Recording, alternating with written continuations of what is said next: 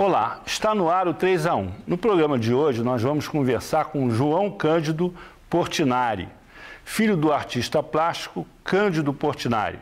João tem se dedicado desde 1979 a um projeto da maior importância para a memória não só do nosso país, mas da cultura mundial. Com o projeto Portinari, ele conseguiu localizar, digitalizar e catalogar as mais de 5.000 obras de seu pai, além de documentos, cartas e matérias de jornais. Nós vamos falar sobre esse projeto, mas também sobre o papel da arte de Portinari como símbolo da paz. Para entendermos melhor a obra desse mestre da pintura, participam também do nosso programa Pedro Chechel, museólogo e curador do Museu de Belas Artes, um dos mais importantes museus de arte do Brasil, Isabel Azevedo, diretora da Casa de Ciência da Universidade Federal do Rio de Janeiro. Antes de começar nosso bate-papo, vamos ver uma matéria sobre o tema.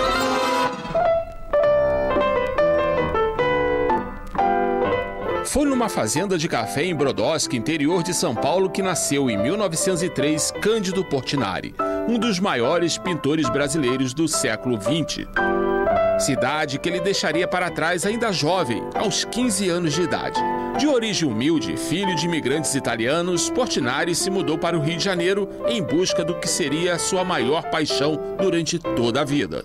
Como aluno da Escola Nacional de Belas Artes, seus trabalhos começaram a ganhar destaque. A participação em exposições e os prêmios tornaram-se comuns. Uma viagem a Paris foi decisiva para aprimorar seu estilo, que mais tarde o consagraria imprimindo definitivamente em suas obras a busca pela universalização e a paz mundial.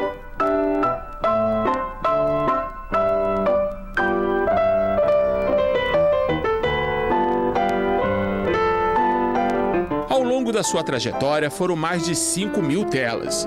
Mas, segundo o próprio pintor, os painéis Guerra e Paz, encomendados pelo governo brasileiro para presentear a Organização das Nações Unidas na ocasião da sua inauguração, foram as obras mais importantes da sua vida.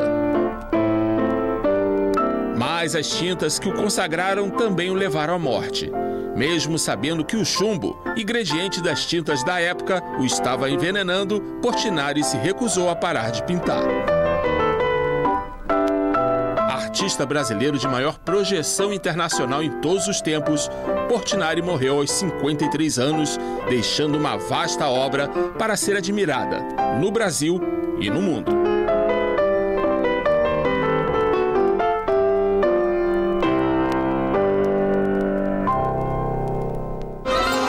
João Cândido, o painel Guerra e Paz, ou melhor, os painéis Guerra e Paz estão passando por um processo de restauração. Isso já está concluído, está encaminhado? Como é que isso pode ser também aproveitado para que as pessoas conheçam o painel, conheçam como é que funciona a conservação e a preservação das obras de arte? O que existe com relação a isso? Quando o governo brasileiro solicitou o empréstimo de Guerra e Paz, Azedo, a ONU colocou certas condições, né? Ela colocou algumas condições e entre essas condições estava a de que nós restaurássemos os painéis. Alguém poderia até achar um pouco curioso, né? Por que os painéis serem restaurados aqui no Brasil, quando os Estados Unidos têm tecnologia, têm meios de restaurar. E o que acontece é o seguinte, é um pedido legítimo, porque quando as nações membros das Nações Unidas doaram as obras de arte para a sede da ONU em Nova York, no termo de doação havia uma cláusula que dizia que a responsabilidade pela manutenção daquela obra de arte cabia ao país doador. Então, era natural que eles fizessem aquele pedido e nós montamos, então, um projeto para fazer a restauração aqui no Brasil. Ela ocorreu de fevereiro a maio de 2011, no Palácio Gustavo Capanema, e nós fizemos um ateliê aberto. Havia 18 restauradores, chefiados pelo Edson Mota Júnior e pelo Cláudio Valério Teixeira, que são da UFRJ. O Edson fala uma coisa quando ele nos deu um depoimento sobre a restauração que eu achei linda. Ele fala um pensamento de uma restauradora inglesa chamada Sarah Walden, em que ela diz assim, que a tarefa do restaurador é procurar o fantasma do artista e perguntar a esse fantasma: honrei o seu legado? Eu achei muito bonito isso. E eles estavam com 18 restauradores em ateliê aberto e recebendo escolas. A gente fez um agendamento permanente de escolas. Então vinham escolas públicas, escolas privadas do Rio de Janeiro, da periferia do Rio de Janeiro, de outros estados também. Foi muito emocionante. Foram 4 meses assim de intensa emoção, né? E os painéis ficaram deslumbrantes. Eles voltaram a ter aquela vibração cromática que eles tinham há mais de meio século atrás, porque eles estavam um pouco esmaecidos assim. Como a iluminação na ONU era muito intensa, havia paredes de vidro, né? E aquela luz entrava sem nenhum filtro, os painéis ficaram com uma superfície assim, como se houvesse uma névoa branca, né? Quando aquilo foi retirado, as cores surgiram espetacularmente, né? Ficou deslumbrante. E isso foi depois da inauguração no Teatro Municipal, que foi no dia 21 de dezembro de 2010. Né? Foi uma coisa também inesquecível, né? Aquela inauguração. Os painéis Guerra e Paz são provavelmente os mais famosos, pelo menos por causa exatamente dessa vinda deles ao Brasil e a restauração. Mas, na verdade, o Portinari começou muito antes a realizar painéis. A atividade muralística, né, essa dele. atividade muralística. E nós temos no Museu Nacional de Belas Artes, atualmente, a guarda do primeiro painel do Portinari, que é o painel do Monumento Rodoviário da Rodovia Rio-São Paulo. Está atualmente no museu. Na verdade, vocês têm também, Pedro, a tela café. Sim. Da qual o Mário Pedrosa e o Mário de Andrade dizem que foi vamos dizer, a antessala do muralismo, né? Ali você tem uma tela, né, que é uma pintura de cavalete, embora de grandes dimensões, né, que já é um prenúncio do mural, não é? Sem dúvida. E é a primeira, além de ser a primeira obra, a obra que tornou realmente o Portinari conhecido, claro, famoso. Ele era... E, de uma certa maneira, até o movimento moderno, de arte moderna aqui no Brasil. Mas eu estou aos painéis exatamente a partir daí, do painel rodoviário, do Monumento Rodoviário, veio os painéis da Feira de Nova York, os painéis da Biblioteca do Congresso. Isso. E, posteriormente, mais adiante, o painel da Primeira Missa no Brasil, o fantástico painel Tiradentes, que está no Memorial da América Latina em São Paulo, né? E chegada de Dom João VI, chegada de Dom João VI da Bahia, né? O descobrimento do Brasil, que é aquele que está na sala do Copom, no Banco Central. Então, a minha pergunta é o seguinte: de todos esses painéis, você gosta de todos eles? Ou tem alguma preferência eventual por um deles? Ou pessoalmente? Ou por... Não, eu pessoalmente... Eu tenho, assim, uma predileção muito grande pela Primeira Missa. Eu acho que a Primeira Missa tem um cromatismo extraordinário, né? Que é sem precedentes na obra do Portinari. Isso quem diz não sou eu, é Mário Pedrosa, né? Que ele fala que na Primeira Missa, Portinari recupera as suas raízes vênetas, né? Dos grandes coloristas vênetos, né? Da região de Veneza, lá que é a região dos meus avós, né? O Tintoretto, o Veronese, né? Então, esse cromatismo da Primeira Missa. Agora, o painel Tiradentes é deslumbrante também. Uma narrativa dramática, né, do martirológio, né, do Tiradentes. Agora, deixa eu lhe fazer uma pergunta aqui. Há um paralelo, mais ou menos, dessa, vamos dizer assim, dessa fase muralista, quase, porque, com a guerra, né, esse período da Segunda Guerra Mundial. E também a atuação de outros mestres da pintura, como o Picasso, que fez Guernica, o Siqueiros, no México, que foi um grande muralista. Claro. Eu me lembro que ele tinha um painel sobre a Revolução Mexicana no Museu del Prado, que foi destruído no terremoto, que era uma coisa belíssima. Eles tinham contato entre si? Eles se correspondiam? Não muito. Com Picasso, nenhum contato. Com Siqueiros, sim. Nós temos nos arquivos do Projeto Portinari, inclusive, um telegrama de quando Siqueiros é preso, em que o Portinari faz um telegrama assim, muito, muito forte, né, em defesa dos Siqueiros. Eu acho que é importante fazer um ponto aqui, que quando você olha para o muralismo do Portinari, e em particular para a Primeira Missa e para Tiradentes, você encontra muito mais do renascimento italiano, né, que ele trazia nas veias, do que do muralismo mexicano. A pintura dele não tem nada a ver com o É uma narrativa, com perspectiva, com características plásticas muito diferentes dos mexicanos. Eu não sei de onde surgiu essa ideia, né, de que Portinari seria influenciado pelo muralismo mexicano. Por Picasso, sim. Por Guernica, por Picasso, sim. Inclusive, tem uma entrevista que ele dá a um crítico... Embora não tivesse contato com Picasso. Embora não tivesse contato. Mas quando ele vê o Guernica, que é o começo da década de 40, nos Estados Unidos, ele, logo a seguir, ele pinta a série bíblica para a Rádio Tupi do Rio de Janeiro, que é toda cinza, toda picassiana.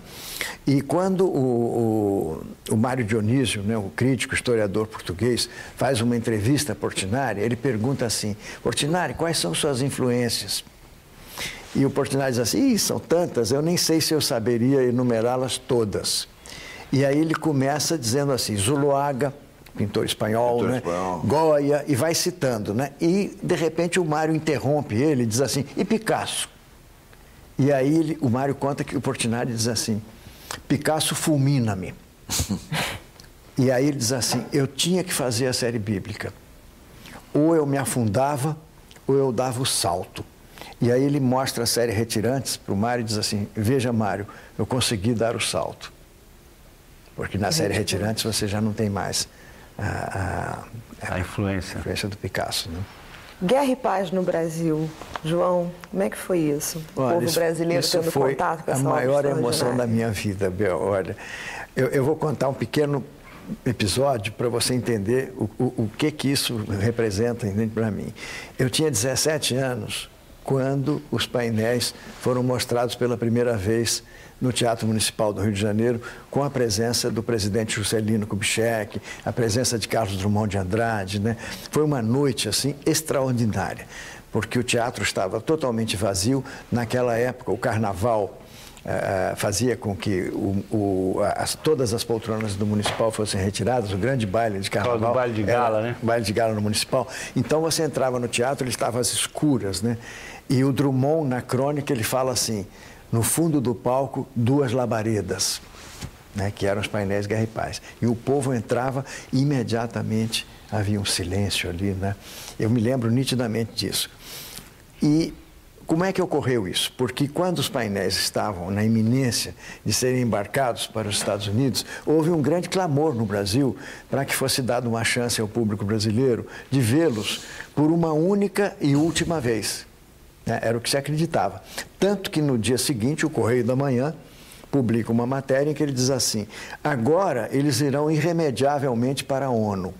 Quem quiser vê-los, que vá a Nova York. E aquilo, durante todos os anos, né, eu me lembrava daquilo e ficava pensando: puxa, quem sabe um dia, né, a gente não consegue trazer. Repete. Era um sonho, mas um sonho impossível, né? A gente sabia que era um sonho impossível. Um sonho que só começou a tomar corpo em 2007, quando eu estive lá, a convite do presidente Lula. Eu fui, inclusive, no avião dele, para nós entregarmos ao secretário-geral da ONU, Ban Ki-moon, o livro que o Projeto Portinari tinha publicado sobre Guerra e Paz.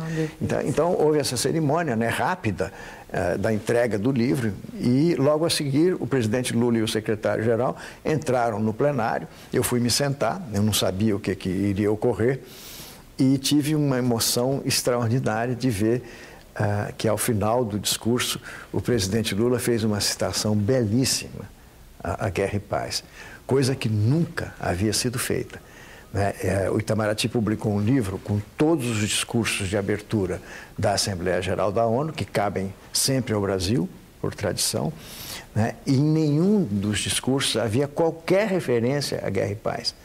Ao entrar neste prédio, os delegados podem ver uma obra de arte presenteada pelo Brasil às Nações Unidas há 50 anos.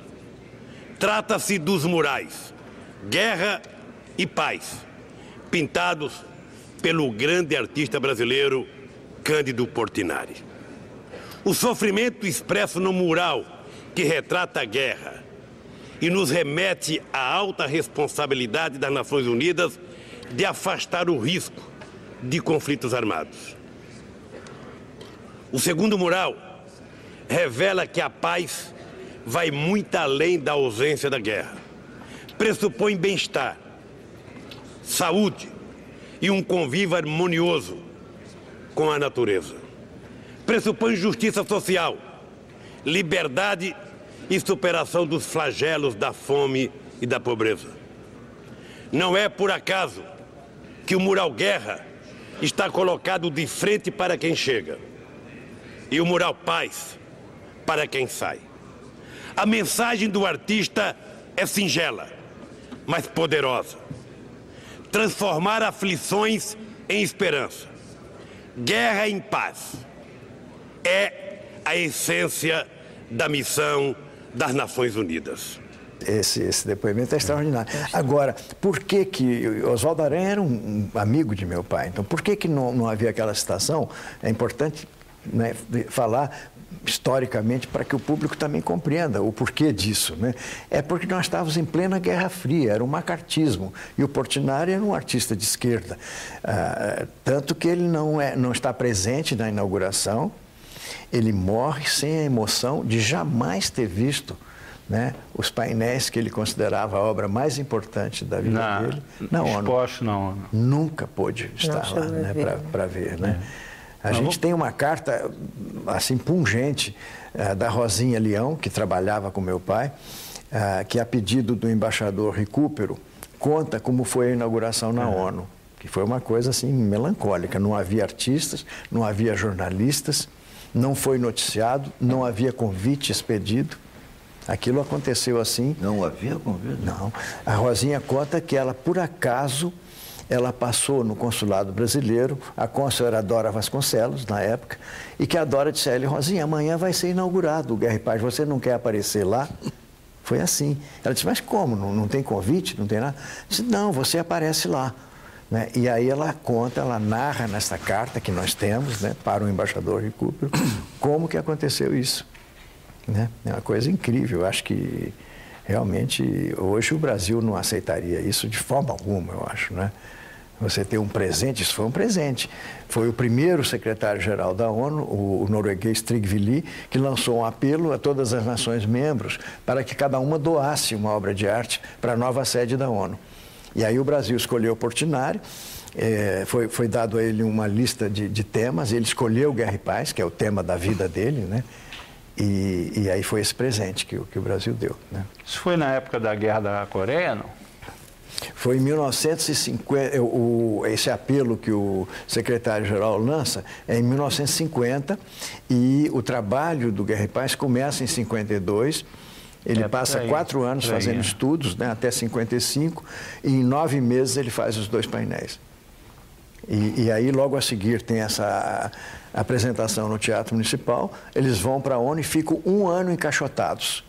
Houve uma grande polêmica, houve um momento em que parecia que a ONU queria destinar aquele espaço que havia sido escolhido para os painéis, queria destinar para Picasso. Houve uma grande... Né, eu me lembro do meu pai aflitíssimo, né, de saber que os painéis estavam encaixotados, que poderiam se estragar.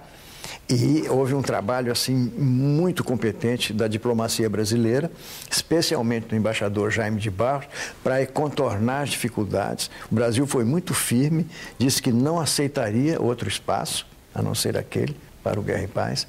E, finalmente, 1 ano depois, então, eles são instalados lá. Então, vamos fazer um breve intervalo e voltamos daqui a pouco entrevistando o João Cândido Portinari.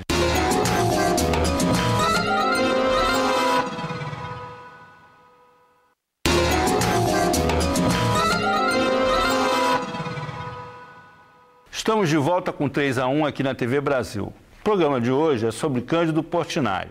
E quem está aqui no estúdio para falar sobre esse artista, considerado um dos maiores pintores brasileiros do século XX, é o filho dele, João Cândido Portinari.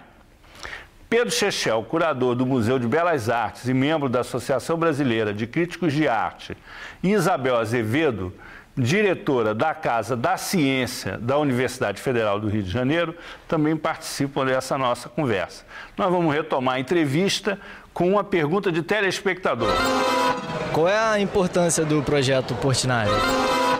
Quando nós começamos o projeto Portinari, em 1979, 2 anos antes, o Antônio Calado, que era biógrafo de Portinari, num texto, ele dizia assim: segregado em coleções particulares, em salas de bancos, Candinho se vai tornando invisível.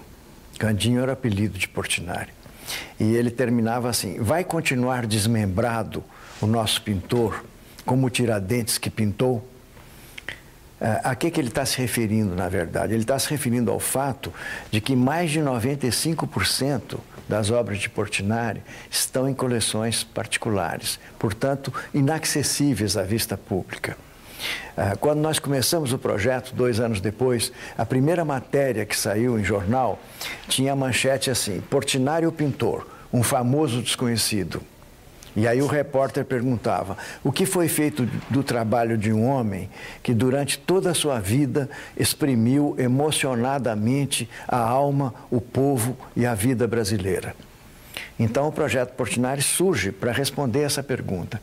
E a primeira preocupação nossa foi: onde está a obra de Portinari? Nós sabíamos, através de entrevistas com minha mãe, com o Bianco, que trabalhou a vida toda com meu pai, com colegas, que ele havia, o ritmo de trabalho dele era de uma obra a cada 3 dias. Então, se você pegar isso durante 40 anos, dava mais ou menos 5.000 obras. E acertamos na mosca. Hoje nós temos cerca de 5.000 obras levantadas. Então, o primeiro objetivo era esse: levantar a obra do Portinari. O paradeiro da maioria das obras era desconhecido. Não havia nenhum catálogo, não havia nenhum museu. Os livros escritos sobre a obra e a vida dele estavam esgotados. Nunca havia sido realizada uma exposição retrospectiva. Então, o início do projeto é como fazer chegar ao conhecimento de alguém que pode morar numa pequena cidade do interior, mas que tem um desenho, uma foto, uma carta, alguma coisa de Portinari. Como fazer chegar ao conhecimento dessa pessoa de que havia um pequeno grupo numa universidade brasileira iniciando uma pesquisa que tinha interesse naquilo. E aí houve algo extraordinário. Eu sinto que o projeto Portinari teve assim uma solidariedade maciça da sociedade brasileira como um todo, independentemente de cores políticas ou de qualquer outra coisa. Eu poderia citar 3 exemplos que eu acho que são inéditos mundialmente, de apoio a um projeto dessa natureza. Primeiro, o Itamaraty lançou uma circular para todas as missões diplomáticas no mundo inteiro, pedindo que em cada local a embaixada, o consulado, a missão comercial quase que funcionasse como uma sucursal do projeto Portinari. Fizesse uma prospecção ali do que poderia haver de conteúdos, ajudasse o projeto na logística, da marcação de visitas, de entrevistas para fotografar.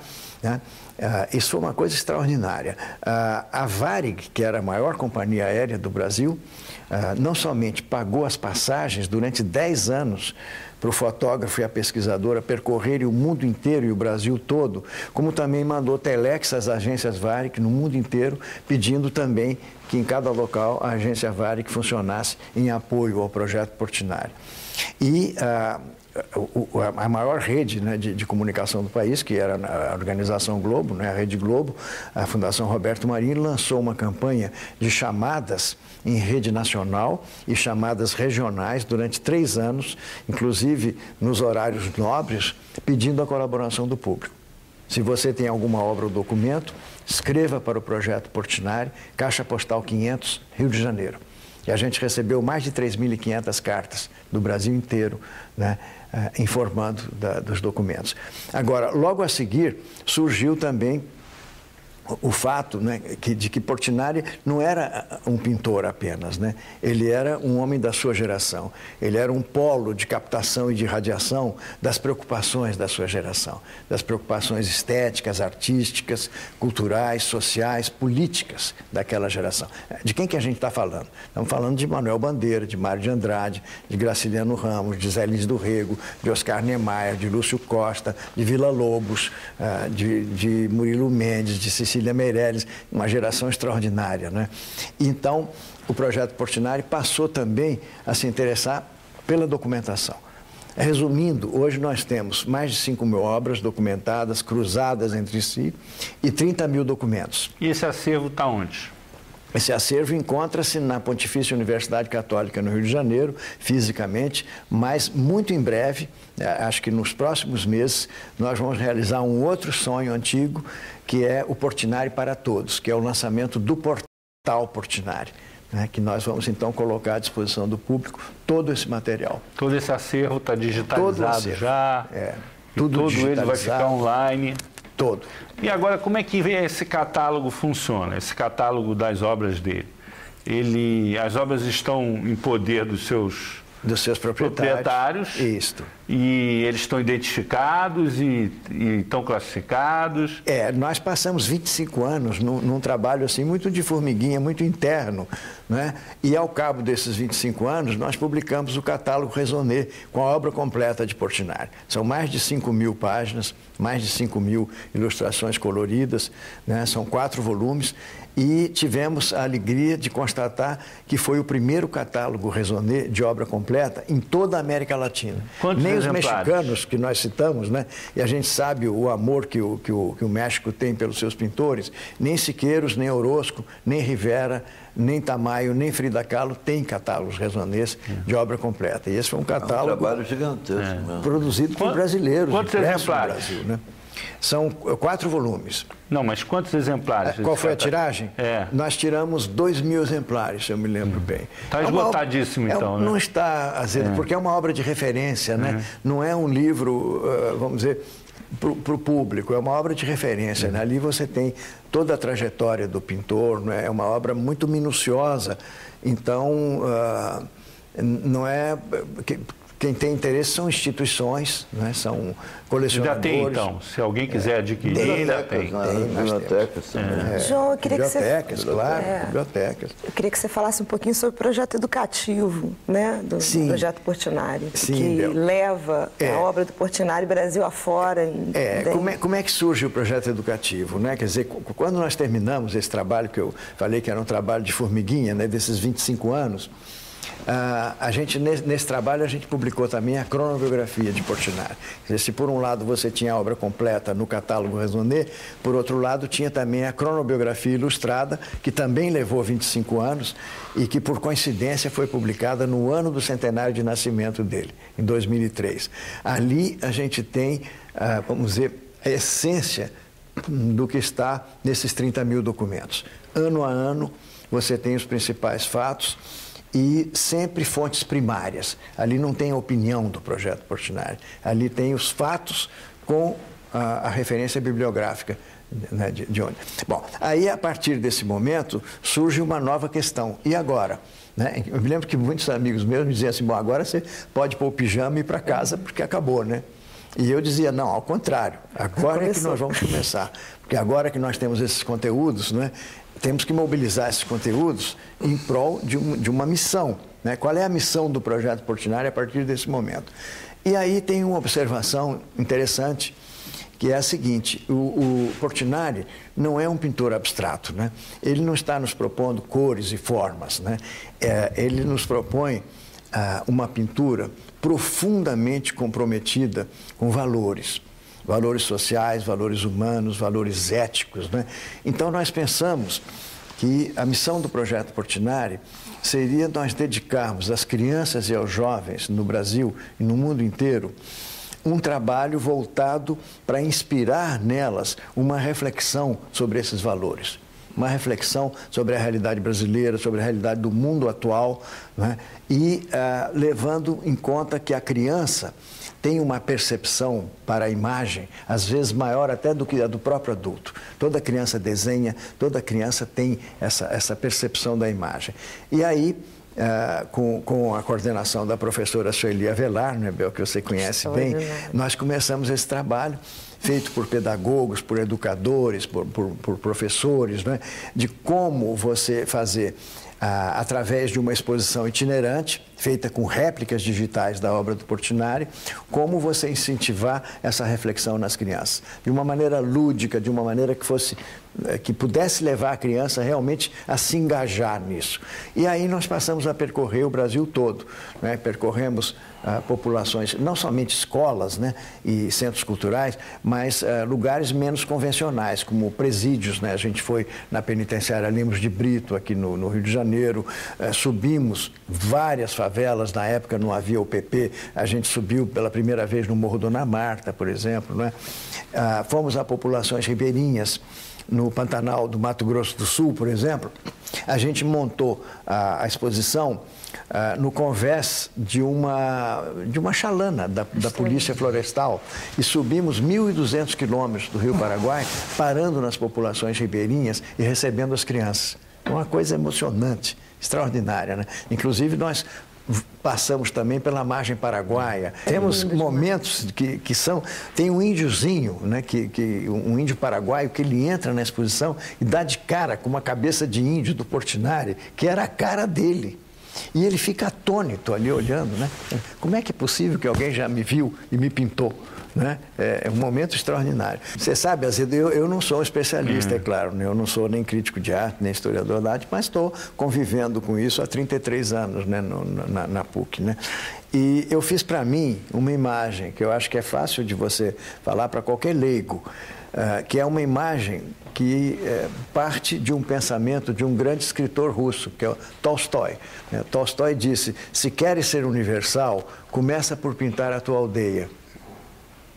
Portinari faz isso literalmente. Ele começa em Brodowski, né, a pintar o que ele vê em torno dele, e ele vai se universalizando. Na medida que ele vai saindo para o mundo, ele vai se universalizando. Então, eu imaginei uma dupla hélice do DNA, né, em que na direção vertical você tem essa trajetória do regional para o universal, que o ponto máximo é guerra e paz. Né?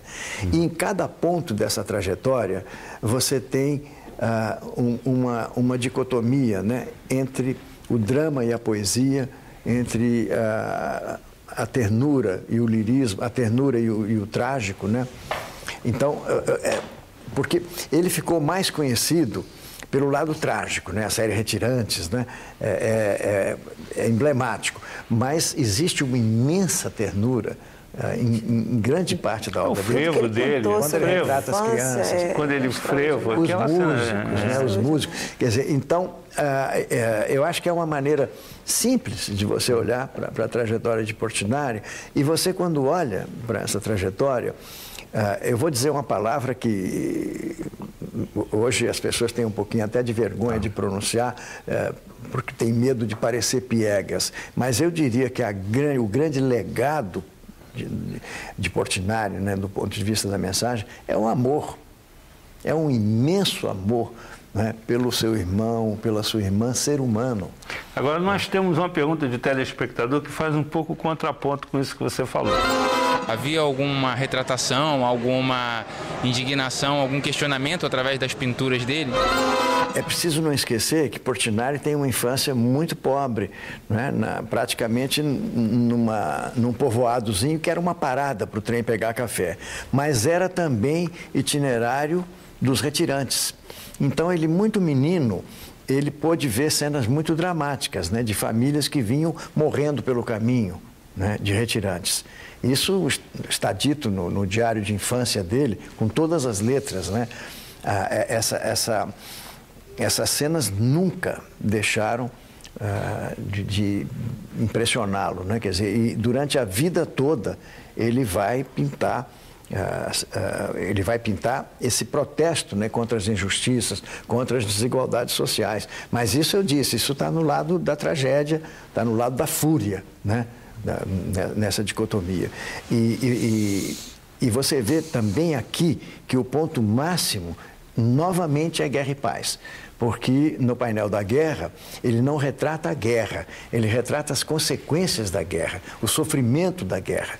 E aonde que ele simboliza a dor máxima, né, da humanidade no painel da guerra é na figura clássica da Pietà, é a mãe com o filho morto. Só que aquela mãe com o filho morto que está no painel da guerra, você vê que não é mais a mãe nordestina que está com o filho morto na série Retirantes. Né? Ali já é o ponto máximo da universalização dele. Né? Mas a temática é sempre a mesma. Né? A temática é levar à humanidade uma mensagem de paz e de protesto também, né? Pela ausência da paz. Né? Então, vamos fazer um breve intervalo, voltamos daqui a pouco com João Cândido Portinari, filho do grande artista plástico brasileiro, Cândido Portinari. Até já.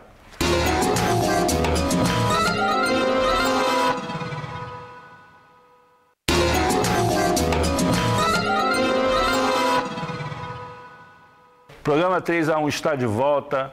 Hoje a nossa conversa é sobre a arte de Cândido Portinari, um grande artista do século XX, pintor de obras conhecidas e admiradas no mundo inteiro. Aqui no estúdio, João Cândido Portinari, filho do pintor, diretor do Projeto Portinari, além de Pedro Chechel, curador do Museu de Belas Artes, e Isabel Azevedo, diretora da Casa da Ciência da Universidade Federal do Rio de Janeiro. Nós vamos iniciar esse terceiro e último bloco com mais uma pergunta de telespectador. Em quais obras a preocupação do Portinari com a paz mundial é mais evidente? Eu me lembro de uma frase, né? Se você perguntasse para mim assim, define Portinari em uma frase. Eu me lembro de uma frase dele, em que ele diz assim: uma pintura que não fala ao coração não é arte, porque só ele, o coração, a entende, a arte. E eu acho que isso aí vamos dizer, a essência da mensagem de Portinari, da mensagem humanista, da mensagem ética, que poderia explicar tantas questões, né? Então, essa trajetória dele, que vai desembocar em Guerra e Paz, ali é o ponto máximo, né? Quer dizer, ele tinha ali, nesse convite do governo brasileiro, ele tinha a oportunidade máxima da vida dele de passar a mensagem de paz. No entanto, quando ele está no meio, né, do processo de fazer os estudos, lembra-se que os estudos foram feitos de 52 a 55. Em 1954 vem a proibição médica. Está proibido terminantemente de usar as tintas a óleo. E nesse momento eu me lembro de um artigo de jornal que a gente tem no Projeto Portinari, em que a manchete diz assim: estou proibido de viver. Que para ele era sinônimo, né? Agora, não obstante, né, essa ameaça que ele sabia, ele tinha consciência, eu tenho certeza que ele tinha consciência de que poderia ser fatal, ele aceita, né, fazer Guerra e Paz e, em 9 meses, pintar aquela superfície, né, maior. Ele já estava doente, já sabia. E pega os mesmos pincéis, as mesmas tintas. Inclusive, o Bianco chama a atenção para um fato curioso, né, interessante, que é o seguinte, que ele pinta os painéis Guerra e Paz, com seus 14 metros por 10 cada um, com os mesmos pincéis que ele pintava pinturas de cavalete. Se você chegar a 30 centímetros... A pincelada é a mesma. A pincelada é a mesma. Mesmo tamanho, a mesma coisa, né? Então, foi um ato de coragem, um ato Ele aumentou a escala de doação. Do quadro, mas não aumentou a escala da pincelada. Porque normalmente esses pintores, grandes muralistas, eles fazem uma pintura para ser vista de uma certa distância, né? Usa um pincel mais grosso, maior. Ele não, ele usou os mesmos pincéis. A gente tem esses pincéis ainda, né, lá no Projeto Portinari. Então eu acho que foi um ato de extrema coragem, né? Extrema fé na humanidade, né? O Projeto Portinari teve uma participação importante na Rio+20, né? A gente viu a exposição que hoje até está em cartaz lá na Casa da Ciência, que é Portinari Arte e Meio Ambiente. Arte e Meio Ambiente. E é interessantíssimo, extraordinário, como que é possível falar de diferentes áreas a partir da obra do Portinari. Claro. Ela é uma transversal. Não, com você certeza. fala de meio ambiente, você fala de história, você fala... Com certeza. Na Rio Mais 20... De ciência, né? A gente já falou de ciência através da obra. E na Rio Mais 20, nós tivemos também, através da ministra Tereza Campelo, ministra do Desenvolvimento Social e Combate à Fome, né? Aliás, antes mesmo do presidente Lula ser eleito, quando eu tomei conhecimento do programa Fome Zero, na época, né, do José Graziano, eu o procurei e disse a ele que eu estava disposto a doar os direitos sobre todas as obras, né, de temática social, se ele quisesse usar, né, nesse programa, né? E, novamente, fiz isto com a ministra Tereza Campelo. Depois eu estive também com a ministra Maria do Rosário, diante de uma constatação assim muito singela, né, mas muito poderosa ao mesmo tempo, de que Portinari é direitos humanos. Toda a obra dele é direitos humanos, né? E isto foi objeto, né, de muitos encontros que a gente teve. A Secretaria Especial de Direitos Humanos tem uma revista chamada Direitos Humanos, e houve um número especial dedicado à Guerra e Paz. Todo ele, capa, inclusive, ilustrado por Guerra e Paz, né? O Portinari foi considerado sempre também um pintor simbolizava o artista brasileiro, enfim. Mas ele era um grande artista gráfico também, né? Nos anos finais da vida dele, houve por problemas de saúde, etc., ele optou por fazer uma série de trabalhos, de desenhos, enfim, ilustrações, né? É muito interessante essa pergunta. Porque eu acho que esse é um período do Portinari que eu gostaria de ter o teu depoimento sobre essa época. As pessoas conhecem menos isso, de fato, né? Ele como ilustrador, ele como gravador, era um tremendo ele como desenhista de lápis de cor, né? Por exemplo, aquele Don Quixote, né, que ele faz. Aqui é preciso também dizer uma coisa que não sei se todos sabem, que ele foi proibido de pintar, né? Ele estava sofrendo um processo de envenenamento pelas tintas. Havia certas tintas que continham elementos tóxicos, né, muito perigosos. E uma dessas tintas era a que os pintores mais usavam, que era o branco, porque o branco você mistura com as outras cores, né? O tubo de branco era desse tamanho. E, apesar de ser chamado branco de prata, na verdade, o elemento principal ali era chumbo.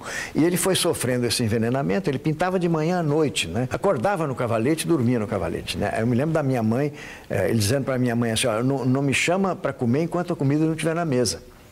Ele não queria nem perder aqueles minutos ali. Então, ele estava nesse processo, proibido de pintar, e ali ele faz as ilustrações para o Don Quixote, com lápis de cor, que são extraordinárias, né? Estão na Fundação Castro Maia aqui. E aí Carlos Drummond de Andrade faz poemas para estas ilustrações e é editado um livro belíssimo, com lâminas, né? As ilustrações são em lâminas, acho que foi gráfico, né? E os poemas de Drummond, né? Bom, mas aí tem toda a série dos 100 bibliófilos, né?